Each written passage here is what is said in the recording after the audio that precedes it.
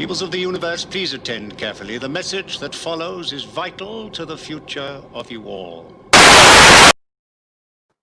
Good afternoon, one and all. How is everyone? This is a big old Sunday, as Derek just mentioned in the chat. Daniel, how you doing, mate? Good evening, and Colin, how are you? Yes, this is a big Sunday of entertainment. We got this is kind of your amuse bouche. This is your warm up. We're going to be talking about Blake 7, which is always awesome. We love Blake 7. We love Big Finish. And then pretty much straight after this, we're going into Noel's stream, where it's we're going to be talking with Robert Benet. I got so many things I want to ask him. I'm really looking forward to that. But then I think the highlight of the evening is Dan Hadley's stream, Type 40 podcast, which has Starry-Eyed Girls, Nerd Riding on it. It has a lot of people on it. So we're in for a freaking awesome evening of entertainment, which I'm quite happy about. You know, I just cancelled my TV. I had a subscription to like an American internet TV service, and there's nothing on. So I guess we're just cancelling it. So anyway, I am not on my own for this stream. I am I have to thank Problem Being for this stream happening. I'm waiting. I'm going to lay all praise upon him before I bring him on, so he can't argue. Oh, Kip Ellis, good afternoon. How you doing? This was his idea. He wanted to do a Blake 7 stream. I was really into it. It just took me forever because I really wanted to re-listen to them. Even though I heard them before, to listen to them. So they're kind of fresh. So I had something to do. So I'm going to thank you very much, Problem Being, and let's bring you on the stream. Here we go. Shalom, you sassy beings, and thank you very much for having me here. It's always a pleasure, Rabbi. How do you know they're sassy? I think I know these scallywags far too well. McDonald just turned up. How are you? And Kim Hellifer didn't say hello. Hello, Stuart Bowers. Good evening. Good afternoon. How are you? Let's get into it. We're going to be talking. This is going to be a monthly stream, and it's monthly because these are going to be based on four disc. Well, actually, they're 5 discs. 4 story box sets of Blake 7 that all took place in the middle of season 3. You got another 2 and a third seasons of Blake 7 squeezed in there, and they're pretty darn good seasons. If I think they're kind of better than TV seasons in a lot of ways. So we're going to be going through them slowly, methodically, and hopefully we'll be able to pull up some insight on them. Make it interesting. So. Problem Being, do you have anything you would like to add? No, I think you've set the scene rather well. I think when I sort of, because I'd never heard any Blake 7 audio dramas before this. I'd only ever seen the TV series growing up as a kid, and then sort of more recently this year, I decided I wanted to watch Blake 7, and because I realised that it was all on YouTube, and I didn't know. It was all on YouTube in its entirety, and I was like, right. It is. I binged it so much over a rather short period of time because I was so engrossed. And then I went mental, getting Gary from Nerdrotic, constantly harassing the poor man to watch it. I'm so glad he's into it. I can't wait for him to get to season 2, which I think is probably the strongest season, right? He said he finished season 1, and it's like he didn't know who Servalan was. I was like, no, you haven't finished it, mate. You haven't finished it yet. He's met Travis, but Servalan. Yes. Stuart Bowers was talking about the BBC releases, which weren't very good. I don't think. Sevenfold Crown was one, and what was the other one? Do you remember it? I can't remember. No, again, I'm a complete Blake 7 audio virgin. Okay, fine. So this is like your first time through. Absolute first, yeah. Who's asking in the Colin Peterson is asking in chat, are we going to be doing doing any other of the Blake 7 stuff? Well, once we finish the shorts and the audiobook, once we finish this 2 1/3 seasons, because this box set was really, I think, the trial run for the template, and I think the only reason they stopped doing them is because Paul Darrow passed away. And that last box set is just some brilliant pieces of writing to paper over the fact that he's no longer with us. And it really worked fantastically. Wow, okay. That'll be interesting. And it just fits so nicely into it. So this one is in a different space. This one is in between episodes 2 and 3, I think, or 3 and 4. Yeah, Very early on. When I first listened to them, because I listened to them without any information, I just wanted to delve right in, and I was confused as hell because I couldn't work out where this was happening. I was like, crikey, okay, so Dana's there, Blake's not there. Who else is not there? Basically, you remember when Villa and who else was it? Was it Villa and Callie? They were on that planet where they were after Aftermath, right? They're on that planet where they were being looked after, but they're going to be turned into food or something. What was it? There was something they were going to do with it. So they teleport onto Liberator, and Avon introduces Dana to Villa. So this is after Power Play. Right. Is it after Power Play? Yeah, because Tarrant is introduced in Power Play. Right. And why don't I just pull up an episode guide? 1 second. Yes, because it's quite clear that this is quite soon after Dana and Tarrant have joined. So Tarrant and Dana are both in this. Because was it Villa and Tarrant and Dana do not get on well. You know, they have a fractured. He is scared of Villa. So this is in between Power Play and Volcano. Must be because I was looking through this yesterday to be ready for the show because I was still confused and I was like I need clarification on this. So I looked it up and I didn't look it up. I just went to season 3 and I started going through the first couple of episodes and I was like, okay, Dana's introduced in first episode of series 1, series 3. Episode 1, and then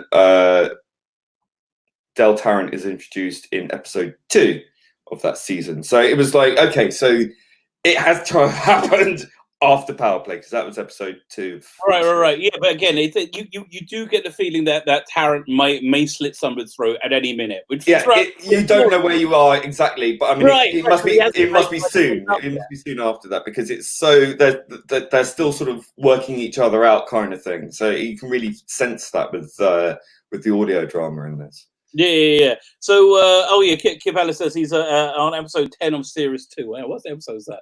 So my favorite episode of Blake 7 ever is which one is it? It was in season 3, I think. Was it Ultra? No, City on the Edge of the World. That's a Robert Holmes one, right? That's in season 3. That's a great episode. That's a brilliant one. Yeah, I love that one. Yeah. So what? And also has a early appearance of Deep Roy. You know, you saw him in Talons of Wing Chai Yang. This and then as an Oompa Loompa. He went on to take the film.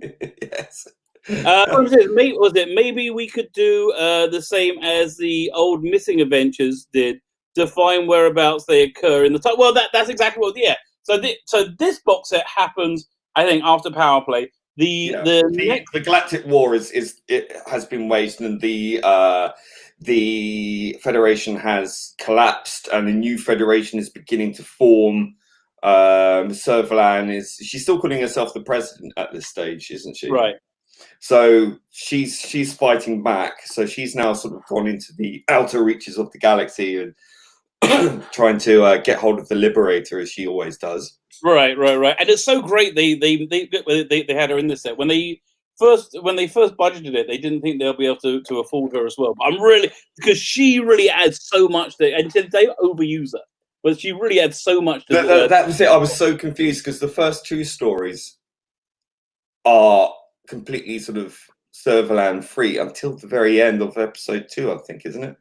No. I mean, to story 2. Is it the end of story 2 or was it the end of story 3? I can't remember. I thought it was the beginning of story 4. I've only just listened to it, so there you go. Fine. So, let's go through the stories one by one, and I think we'll pull out stuff to talk about. So the first story is Liberation. This is happening directly after in the aftermath of the destruction of Star 1 and the Galactic War. In the aftermath of the Galactic War, everything has changed for Blake's former associates. Having lost their leader, they are forced to work with new allies. People they can't trust. Maybe and that may just get them all killed. So the thing that really struck me with this one was, as you go into it, the music, the incidental music they opens up with is so Blake Seven. They just really, really nailed that. It feels like I'm watching an episode of it. What do you recall that at all or not? No, I was going to say actually the music and the sound design in all of these stories is bar none. It's fantastic. It's so on the nose with the feel of Blake Seven. You've got the music. Exactly. It's kind of a bit more updated in a way, but it's still harkens back. I guess so, but it's still got that essence of Blake Seven, that absolutely real distrust. And the only real major recasting we have in this is Yasmin Bannerman as Dana. Did you notice any difference? Because I really didn't. No, she sounds very similar. I really didn't notice any difference at all. She's great. She's just absolutely fits in perfectly. Yeah. And Dana's one of my absolute favorite characters from Blake Seven. She's badass. She's kick-ass. She's everything you want in in a Blake Seven character. And when Dana popped up, I remember even as a kid just being struck by her because she had this sort of shorn hair and this very striking appearance, and she was fantastic. And I always warmed to her, even as a 7-year-old, I think at the time. And she's what's her name again? Sorry, Yasmin Bannerman or Yasmin Bannerman. Yeah, I think she's got the essence absolutely right. And I read as well that she watched Blake Seven as a kid growing up, and she watched that's the thing. She was so psyched for this. She watched Blake absolutely, Seven, and it shows. And she was over the moon to play her. Absolutely, and I think that's wonderful. I think it's really nice that a fan of the original character gets to play her as a grown up and to live that role. I think, and she does it with a plum. Absolutely wonderful. She gets the essence of the character spot on, and her voice is very kind of similar. Right. So it's not jarring at all. She fits right in. Not an impersonation at all, but it's not at all. Not at all. It's just they cast correctly. Yeah. If they were revamping it, she would be good casting for it. So, what do you remember about the story? Because I remember the title. I remember the opening. What was it all about? Because they're all melding into one. I've only listened to them like a week ago. There was like some sort of revolution happening, wasn't there? There's a lot of chaos going on. Yeah, because explosions and double crossing are falling apart. Yeah, right? And you've got this controller or this woman who's sort of running this utilities is showing Villa and Dana around, thinking that they're from the Federation. Oh, right. Yeah. Okay. So Villa and Dana, they're looking for Blake or Jenna at this point, aren't they? That's right. Yeah. Right. So they are impersonating Imperial officers, and they do it really well. I remember. Yes. They're impersonating Imperial officers. Everything's going to hell on this Federation colony. Just like everything's falling apart, and they really play the role well because they come in there so officious. They're so like unreasonable and nasty. It really. Well, I think that suits Tarrant's sort of characterization. I never really took to Tarrant's character. I always found him really jarring. I thought he's a bit like a Blake light. But it was interesting that he was a character that was originally from the Federation and jumped ship to. Well, no, originally he was supposed to be. They imagined him being much older. Right. It was. I think was it Michael Sherrod? Sherrod, is that his name? Who was the Bronson from Grange Hill, or was in Scoundrel? Yes, Mr. Bronson. Crikey, Mr. Bronson from Grange Hill was also what's the name from Pyramids of Mars? Yeah, and he also played the headmaster in Remembrance of the Daleks as well, didn't he? And he nearly played the Doctor in a. It was going to be they were going to put together a kind of sequel to the Peter Cushing movies, based on the script they had for the third one, and he was tapped to play that. So yeah, he was. That was more the age range that they were thinking of for this character, and they were just kind of nervous about Stephen Pacey because he looked just like Gareth Thomas. You know, I think that's probably one of the big reasons they cast him, right? It's quite interesting though, because in the audio drama, I couldn't recognize his voice because he speaks. Because in the early '80s, when he was doing Tarrant, then call him Blade. When he was doing Tarrant, then he had a very RP, very Shakespearean way of speaking, and now he's sort of more modern and informal in the way he speaks. So it's kind of a bit jarring in that sense. It's like his voice. Well, he still sounds like he's that old. He's one of those people whose voices hasn't really aged. Yeah, listen, it's not like Gareth Thomas. Yes. Yeah, it was so noticeably very, very old when he did the Blake 7 audio. Well, I think that there is going to be issues with that dog. These audio dramas, when we're talking sort of 20, 30 years down the line. Mostly they just slip in unknown, like again, Paul Darrow. You can't tell a difference at all. The only thing with Paul Darrow's voice in these is that his voice is deeper. That's noticeable. Yeah, you are correct. You are correct. He was quite. I mean, he's got quite a nasal. He had quite a nasally voice, but it's always quite high pitched. But he still managed to deliver with such gravitas.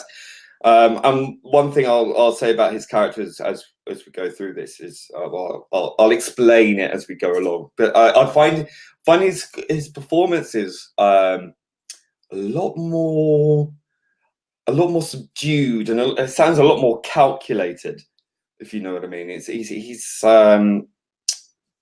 There's sometimes in the original TV series he would go from very dynamic and very fast to sort of very slow and considered, but his performance throughout this particular box set I found is quite stripped back. He's a lot more. Yes, I'm going to be sort of the arch villain. Am I or am I not? And that's what he just like reveled in. I mean, yes, you can tell he's reveling in that with this. I mean, it's obviously a number of years between the TV series and whenever he did BBC versions to the Big Finish one. So it's almost as if he's almost sort of slipping on the characterization of a character, if you know what I mean. It's like you know what he's doing an impersonation of himself. Yeah, I mean, he makes him more arch villainy in this. It's a bit. You imagine him to start suddenly breaking out to him, at any given moment. So good, though. Yeah. I mean, he's still Blake. I mean, no one could do Blake. I mean, Avon. No one could do Avon more than Paul Darrow. He's one of those characters that can never be revived. If they ever revived him, that's going to be the hardest part to cut. The only person I can think of would be what's the name? The villain from Casino Royale, the James Bond villain. He played Hannibal Lecter. What's that guy's name again? Oh, really good actor. Hang on one sec. Now look it up. Hannibal.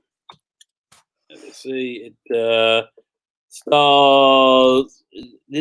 I'm looking at the list. It says it gives me the directors. Tell me. Okay.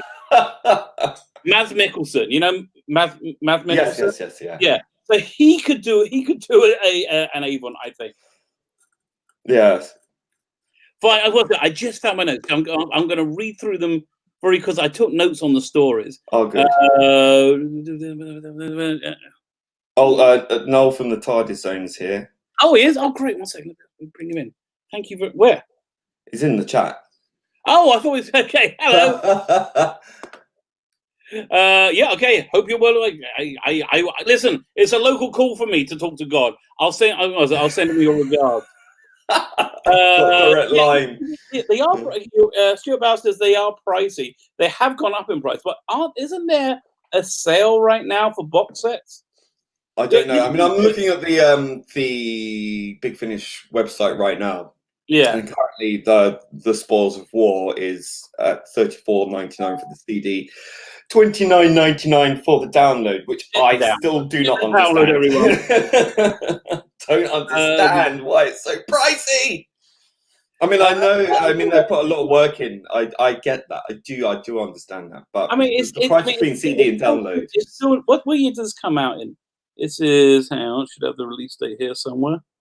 2017 July. Yeah, so I think releases within 5 years they keep at full price.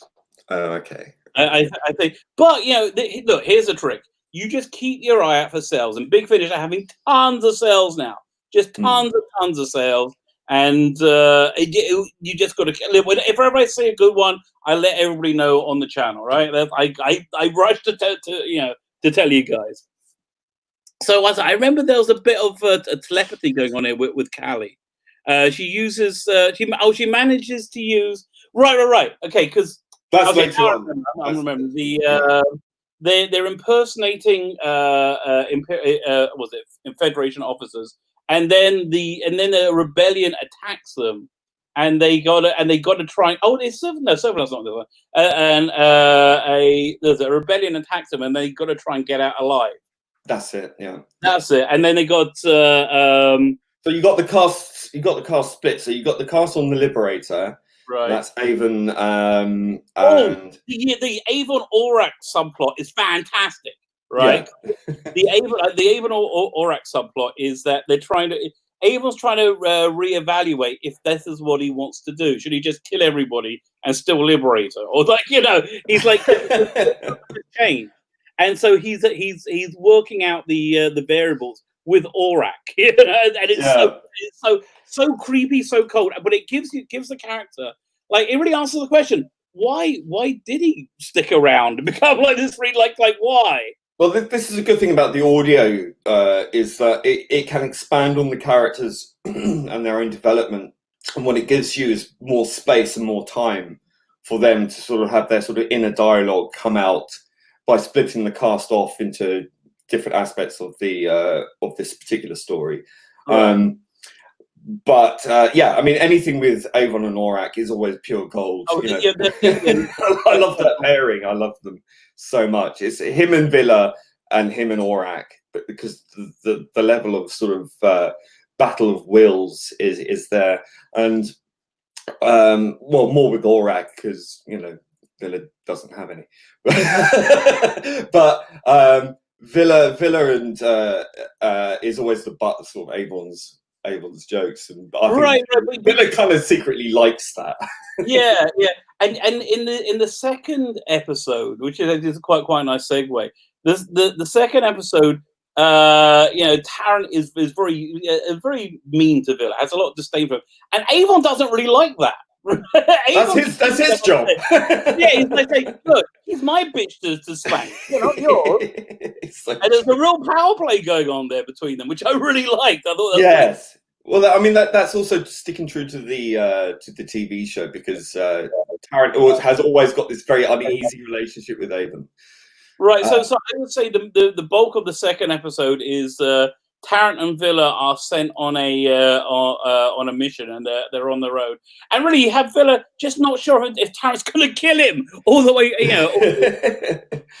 Yeah, I mean, we didn't get really much to say about the first story, which was very chaotic, and I found it quite difficult at first. But I think it was sort of because it was so much chaos going on, you couldn't tell where each scene was set particularly. If you know what really, I mean. I see. I found that in other Big Finish releases. Was it Nick Briggs's recent thing, Human Frontier, in the first disc or so of that. But this one, I was like, it was just like I was just in it really seamlessly. Yeah, I think Dane had carried it. Yasmin Bannerman, she did carry that off very well. She was quite a commanding role in that. I'm not sure if it works in the context of continuity, because I think that she's still quite new. I mean, she's always been quite rather brassy, right. But yeah, it seemed like she sort of settled in almost too well at that point, But I still think she gave grand performance.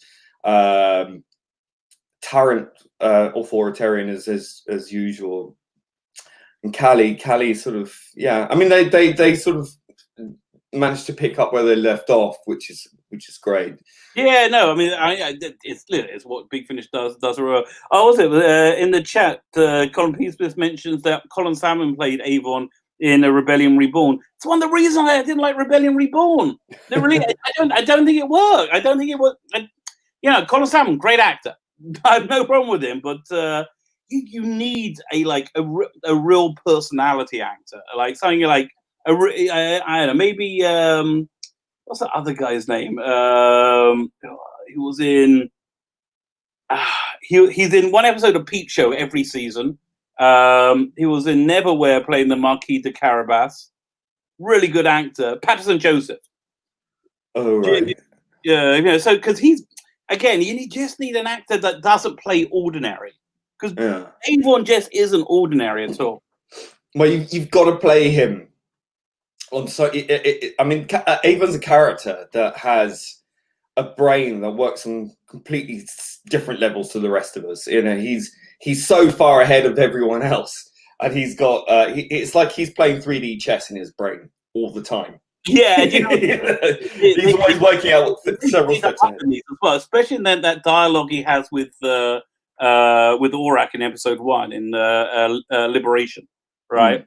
Also, the second episode, I'm remembering the second episode, the villain in it was an ex-femme fatale lover of Villa, which I thought was really interesting, who's now a complete psychopath. Yes, that was funny. That was brilliant. I didn't see that coming. I know in later releases, there's an ex-love of Villa comes back. I don't think it's the same one. I can't remember if she survives. I think most people die. In Blake 7, most people die most of the time. Most of the time, yeah. I think, Villa's, what a dog, isn't he? Look. It does okay for him. God bless him. So good for him. Like, yeah, but he sure knows how to pick him, doesn't he? Yes, he does. Yeah. So fine. So I let me see if there's anything in the chat anybody's got into add. I usually have to decide between Avon and Villa. Avon normally wins. Really, if you're going to be the ultimate Avon and Villa story, it's that one in season 4 with when the tachyon funnel, where they're on the spaceship that's crashing, and Avon works out if I just get rid of. Yes. I love that. I mean, even that late on in the show, you think, oh, Avon's all right, actually, and then no. You're like, oh, fuck. It's like, Villa, come here. I'm not gonna hurt you. Right. Yeah, Villa knows he's out there. It's like. Still Bauer says there's been a talk again of a reboot on TV, and I can't believe it hasn't been rebooted. No. I really don't until the current the era of woke is over. Because this is something that really desperately needs not to be woke.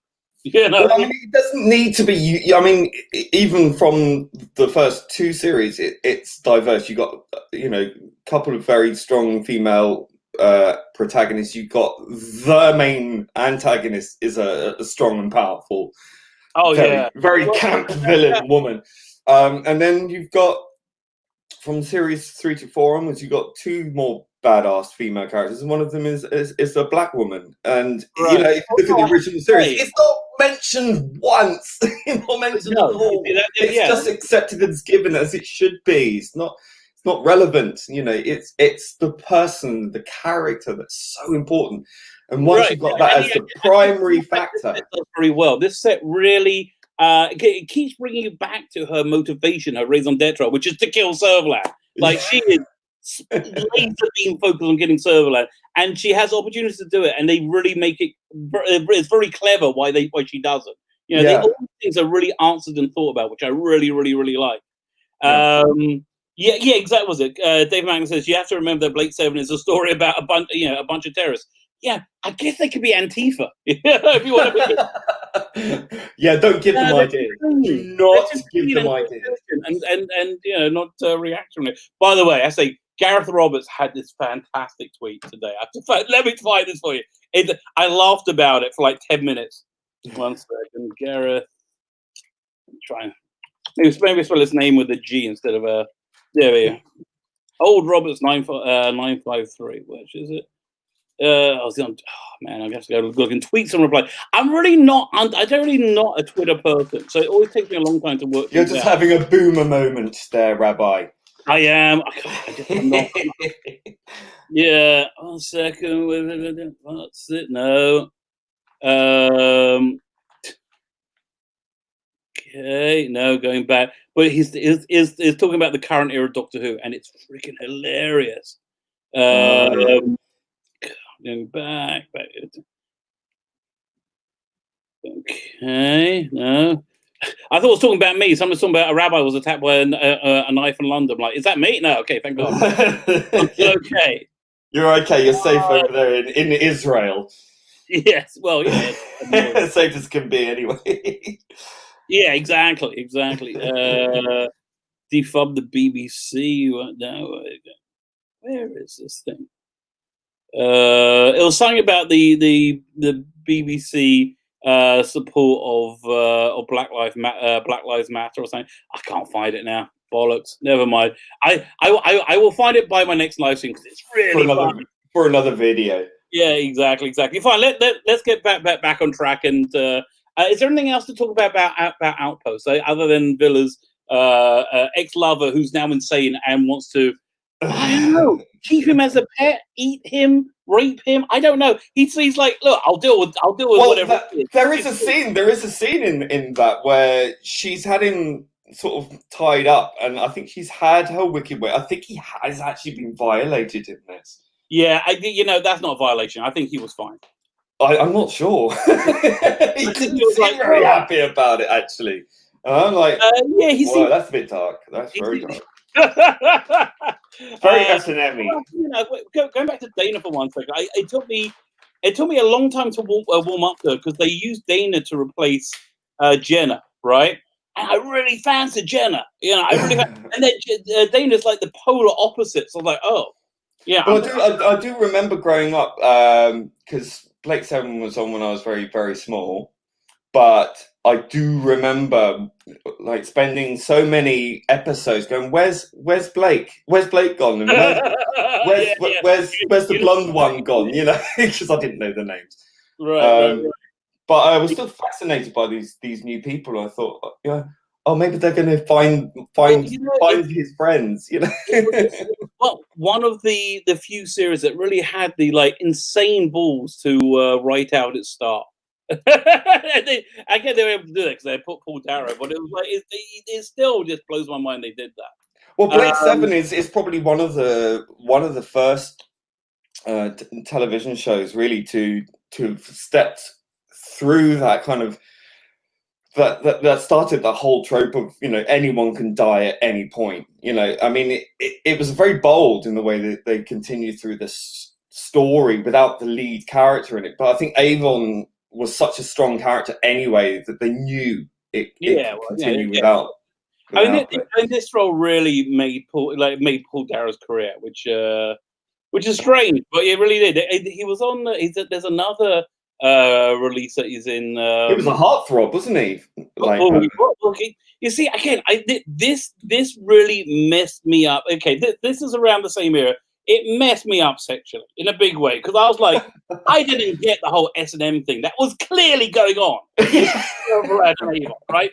Clearly going on, and I was like, I don't know what this is, but I think I really like it.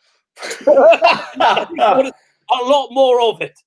If they ever did remake it, they gotta get that weird kinky. Oh, you knew she was, secretly hiding whips and chains in a dungeon somewhere. Yeah, exactly. There's no two ways about it. Servalan is awesome. Oh, she is so dark and twisted, and she's always got that smile on her face. It's great.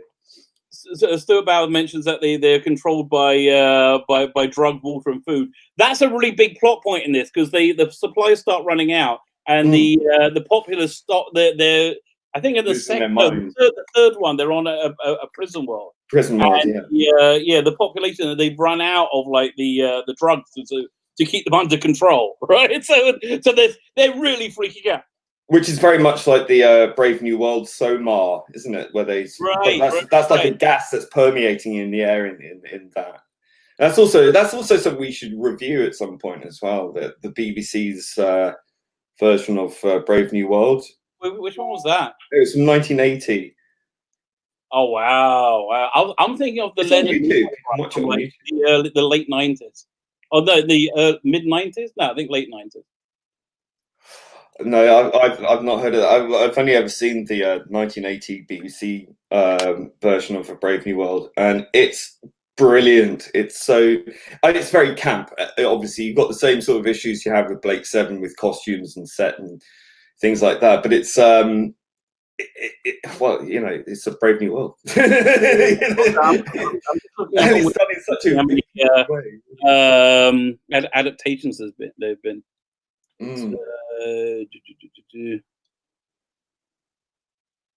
Okay, radio. Let's go. They're down television. Let's look at television. So they got the 2015. What about the what? Okay, well, Wikipedia needs to be updated. Surprise. Right. And then they got the Brave New World. Oh, television film by. Fine, yeah. There are two, I think, movies of the week. They were. There's one is 98 and one is 1980. Let's have a look at the one from 1980. So 1981 is I don't recognize any of these actors at all. There's nothing. There's no pictures. I need a picture to be able to say if I recognize it. It was very garish, very camp. But it was really well done, and it really is very evocative of the book. So I think it's quite true to the book. Okay, I have to check it out. Okay, yeah. So the first story is Close Enough. This one, now we're in territory where I remember what was going on. So this is a really interesting story. There is Avon is lured into a trap, right? The Liberators are lured into a trap because they leave a clue that Blake is on this planet. Yeah, that's what they get.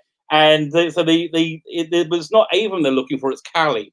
So we got some Federation scientists who are trying to work out how to artificially induce telepathy, like the. So we've gone on to episode 3. Yeah, I thought that's what we're talking. Yes. Okay. Is there anything you want to talk about in episode 2 that we missed?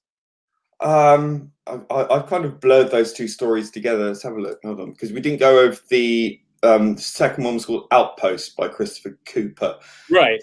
Tarrant and Villa are on a mission to the abandoned civilian 410B when a Federation task force attacks, and the wary crewmates must learn to work together. So that's when we have sort of Tarrant and Villa sort of being quite efficacious.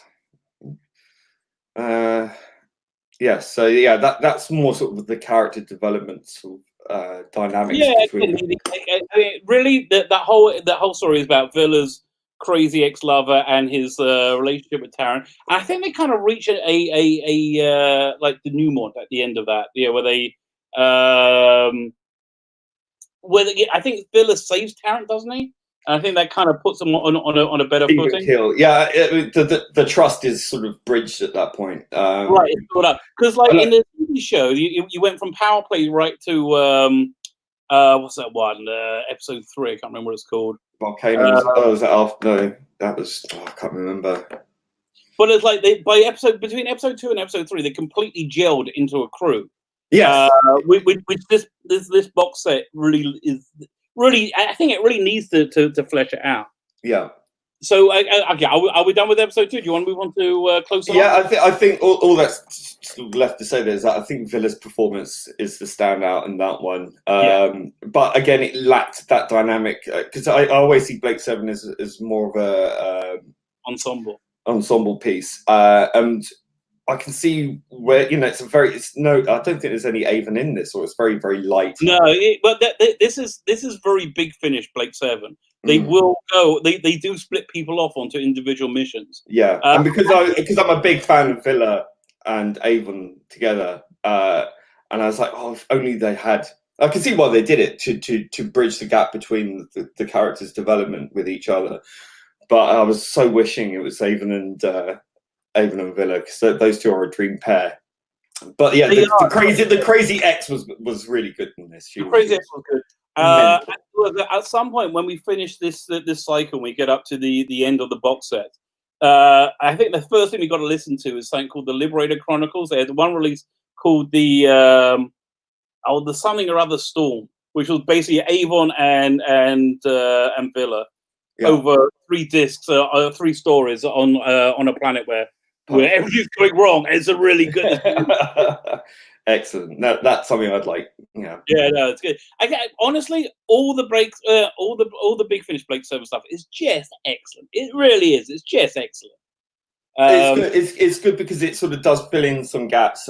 I mean, I'd say the first 2 stories of this particular box set were, I think, the weakest. As a jumping on point, I thought Liberation was. But they did get up. I mean, listen. By the time you get to Solus at the end, that's a real barnstormer. Yeah, but we get up. I think the third story in this is by far my favorite, though. So we'll get onto this now. Oh, really? It's a fact because I like the full story. So, okay, the plot of this one is we have a Federation scientist, a deeply unethical Federation scientist who's trying to replicate telepathy as the Aurons have. And so they wanted to trap Avon and they wanted to basically Callie. And the crux of the story is Avon is unwillingly given telepathy, and it's not good. Yeah, and so he really struggles with getting rid. Like he feels this has been. Yeah, you would think you have a superpower. He absolutely hates it, right? And he's constantly doing stuff to make sure no one can read his mind or go get into. Yes, he's singing songs in his head and it's driving Callie mad because it's too loud. Right. What's the song he was singing? I can't remember, but it was like 10 green bottles or something like that. Yeah, driving her nuts. Over and over and over again. So yeah, he's got this thing. So he gets captured. It's a trap. So Avon and Callie are down there, and I think with Dana, and they work out it's a trap. So they leave, they teleport out, but they manage to first of all they've managed to trap the Liberator into not being able to escape, and then they manage to somehow cause a disruption to that, and they escape, but Avon is captured, and Avon is sort of tied to a table and is about to be experimented on. And he thinks that what they want to do is do something. What was it he thought they were going to do? They're going to process him, turn into a zombie or something like that. Well, turn him to a metoid or something. Yeah, to do like a lobotomy or something. Right. But he realizes he's not the one that they wanted. And it was actually Callie that they wanted because of the telepathy experiment. She's the last surviving member of her race, and so at the start we're sort of introduced to these 2 scientists. One's like a sort of father figure to the other one, and she's wanted to experiment on herself, so we don't know what it is at the start. So she wants to do this thing, and he's like, no, you can't do that, it's not safe, it's not been tested, and that's why they need to catch someone. And she, when he's having this sort of struggle with her, because he's trying to talk her out of this and to let him free, and I think he sort of succeeds in a way. He's sort of playing his 3D chess with her, right? And then it goes wrong.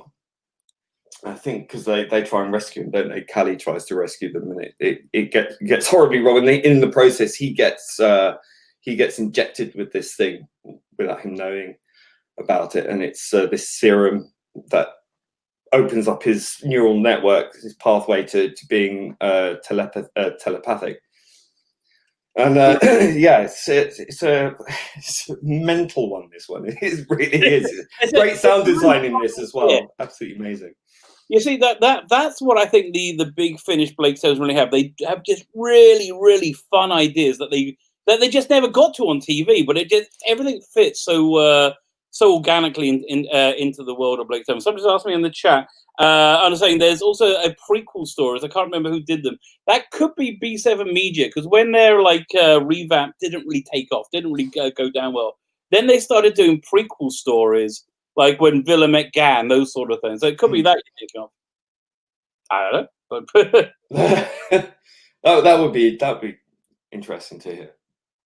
Yeah, one sec. We are surprised though now Doctor Who is finished that we're going back to the classics and Blake Seven. Blake Seven is one of them. There's Stuart Bowers.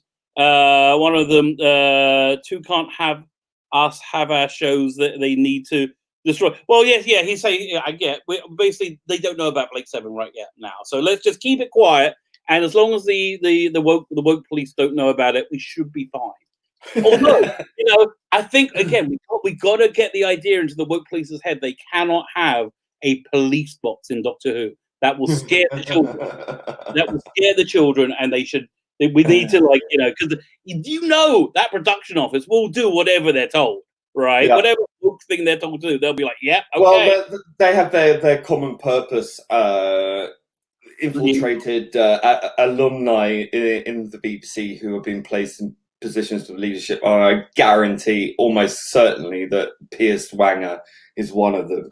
Yeah. They're trained with this sort of Maoist struggle session kind of diversity training, which is neuro-linguistic programming to turn you into one of their acolytes. And they're a very secretive organisation who don't publish their meetings. So and they managed to infiltrate just about every institution across the board. So I mean, it's the BBC particularly, and this is where it all stems from. And yeah, you can bet your bottom dollar that police box is now problematic. Oh, I hope so. I really do. I mean, they're going to have their asses handled so badly. The level of reaching that's going on at the moment with the level of 21st century book burning. Happening Postman Pat. Oh, I mean, like the cat's black and white. The kiddie police thing's out. I did one. I did a little. It was going to be a T-shirt. I did a Postman Pat about. I called him Postmodernist Pat and his black and white furry. Yeah, I don't want to know. Disturbing. Yeah, and I did one with Bod, and I called him non-boddery. How does he define his own bod? You know. Yes, exactly. I mean, he's such a non-entity character, isn't it? He's so blank, like the blank slate. It's very close enough. Which the title is referring to the forced closeness between Callie and Avon through telepathy. Right, it's written by Sophia McDougall. I haven't heard of her before. Let's see what else she's written, because this was a really solid story. Okay, so she comes up again in Restoration. Fine. Because she knows what. Yeah, she certainly knows what she's doing. Is there anything you would like to add about this? I think I'm pretty much out of things to say about Close Enough. Well, I think it's a really, really interesting character study of Avon, particularly, and the inner workings of his mind, and how Callie sort of explains in the end really why she doesn't want anyone else to have this, because when her world was destroyed, all she could hear was millions of people's voices in her head dying, going snuffed out one by one, and I don't want that for anyone. And it was a really powerful story. I thought, it was, it really sort of, you felt for her at that point. And I think it was a very, very, so it was an exploration of Avon's mind, but it's also a really great character study of Callie as well, who, and about her race and about human greed. And I have to say as well, it seems to be the trope in all of Big Finish now that the main scientist has to be a girl, and she has a woman that has to be she has to be the best. She's the best, and she gets betrayed by her adopted father. But she's very misguided. She is. So she is flawed. She is flawed. I give She's him that. Dr. Mingler-esque in this, really, isn't she? You know, Yeah. At some point, you sort of begin to have empathy. Right? You begin to have empathy with her, and then she double crosses. But it's because she cares about the person who abandoned her, who left her behind. But she still, it doesn't work out very well for both of them. Let's put it that way. I mean, you have to listen to it to see how it ends, because I don't want to spoil it for anyone who might be interested. But yeah, it's an interesting character study. I think this one, I'd say. Yeah, I think really they all are, because it's just the actors know the role so well, and the writers know the characters so well, and it just again the sound design is so perfect. I just love that. It feels. You close your eyes, you're watching an episode of Blake 7 that you haven't seen before, which is awesome. And the sound design in this is particularly great, because you've got a sense of the telepathy and what kind of constant noises are going on that you have to kind of phase in and phase out, and you're trying, and you're picking up threads of thoughts here and threads of ideas there, and it's really, really clever. It's very intricate work, and it's so textured, and hats off to the sound design for that, because it was really, really evocative, and it sort of did give you a sense of what it's like to be sort of Callie, really, and how wrapped up it was for Avon, whose mind was burning out. So it's just race against the clock to get this resolved, because he can't handle it. He's going to die, because this is going to sort of disrupt his heart, because his blood is rushing to his brain to deal with this. Oh, right, because he's on a countdown. Yeah. Because it keeps going down, because Aurak goes, well, you're going to die in revision. Another 10 hours have come off the board. Recasting. It's who was it? Alistair Locke as Zen and Aurak. Yes, brilliant. Absolutely perfect, isn't he? I mean, he really nails it. Absolutely. I mean, I couldn't tell the difference, and that's great casting right there. It's just absolutely perfect. He's although you don't hear much of Zen, but it's Aurak you hear a lot of. Aurak. I want to do season 4 stories. It can't happen now, because Paul Darrow's gone. They can't do anything old in Blake 7. But I would have liked to hear them do season 4 stories with Slade. I kind of like season 4. I have to tell you, I didn't hate it as much as the rest of the world. Well, we need an Aurak and Co. Yes, Wouldn't that an Aurak app that will tell you stuff like just in an annoyed way? Really? Oh, I need that in my life. I need that. Are you bothering me for such an infantile thing? That'd be great. I will buy that. I will buy that app. Fine. Let's move on to Solus. Solus, which was my favorite story. It's written by George Mann. George Mann, of course, has a great pedigree for writing. Problematic name. Yeah, right. So the story of this one is really, really. I mean, again, I just love this one. This is the one where they get Servalan gets on board the Liberator. I can't remember how she gets on board. They bring her on board for some reason or another. They capture her. They capture, and they attempt to put her in hold. Right. Yeah, they go to this abandoned space station with technology on it, and they go into technology, get stuff, and they find Servalan there, who has apparently been deposed and left to die. Right. I think that's what happened. I think they bring her aboard, but it's all a cunning plan by Servalan. She has this piece of alien technology which allows this ring, this bracelet allows her to download a copy of herself into the data banks of Liberator, and so you have a computer, like a computer entity Servalan and a real Servalan. And the computer entity Servalan takes over Liberator, renames it was it Annihilator or Enforcer or something. I think, yeah. and then starts to kill. It wants to kill everyone on the ship, including Servalan. Because she's the superior Servalan. She doesn't need the corporeal body anymore. Exactly. It's a powerful spaceship. Servalan is forced to join forces with the Liberator crew to save her life. Yeah, it's just such a fun episode. It really is. I really enjoyed this one. Yeah, I mean, it did kind of seem a bit of a sort of similar path that was tread with the previous story. Sort of, the mind. It's obviously a completely different way of doing it, but it was another sort of study of the mind of the characters again. So it was a bit. I think that should have come. I think they could have rearranged the episodes in a way so that this one would have been separated from the previous story, which is quite similar in that respect.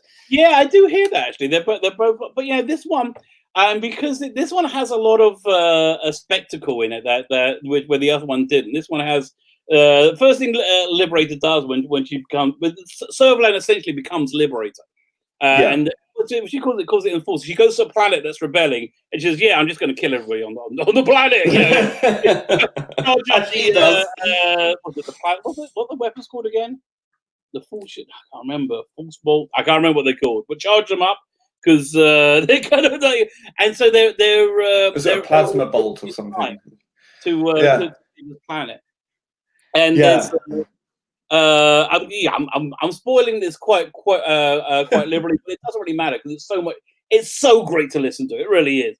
So they have this idea of if they can't call other Federation ships because the Servalan Liberators are blocking all transmissions. So Dana wants to throw Servalan out of an airlock in a spacesuit so she can contact some Federation ships to hopefully blow up Liberator so they won't destroy this planet. So yeah, that's pretty interesting. It is. It's a real sort of it's a bit farcical in places, isn't it? Because you've got like all these characters running around trying not to die because the ship's trying to kill them. And inject them, suffocate them. Also, yeah, they got. They have like by the end they have like about 7 minutes left, right before.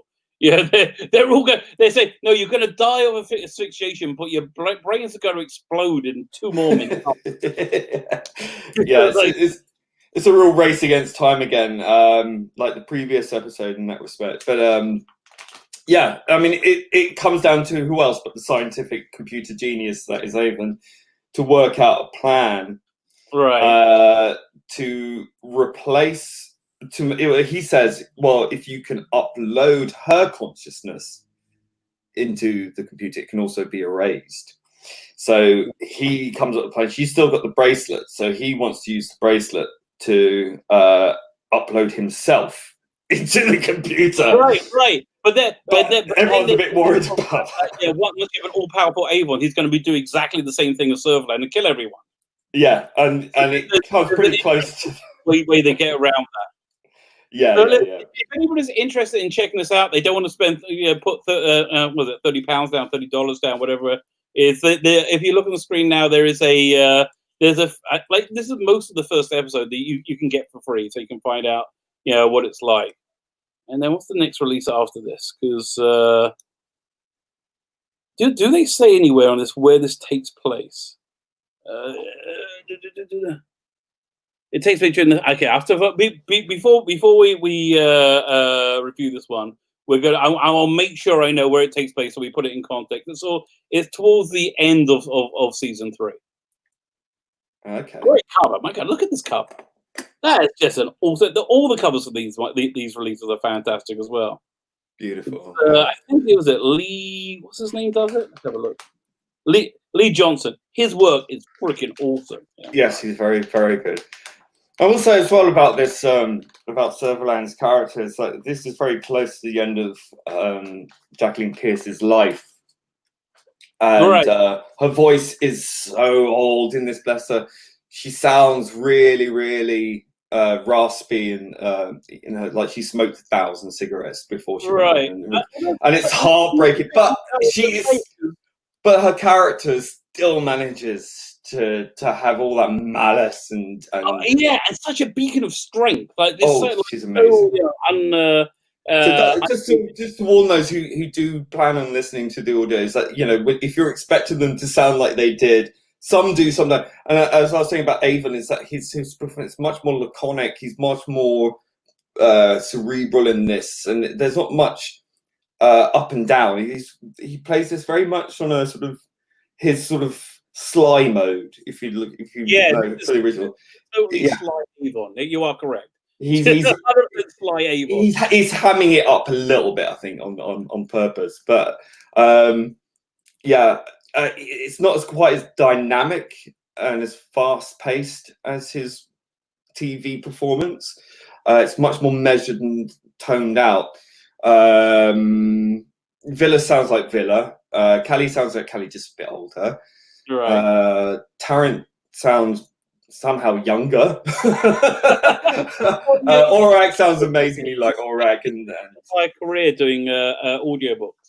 That's by the way, you should check this out if you can find it. The BBC did a radio play of not Brave New World, of Childhood's End, which he starred in and rated. Really good. Really recommend that. Cool. Fine. So look, I think so. Okay. So the next one we're going to be doing is Crossfire Part 1. Also $30 if you want to get it and keep up with us.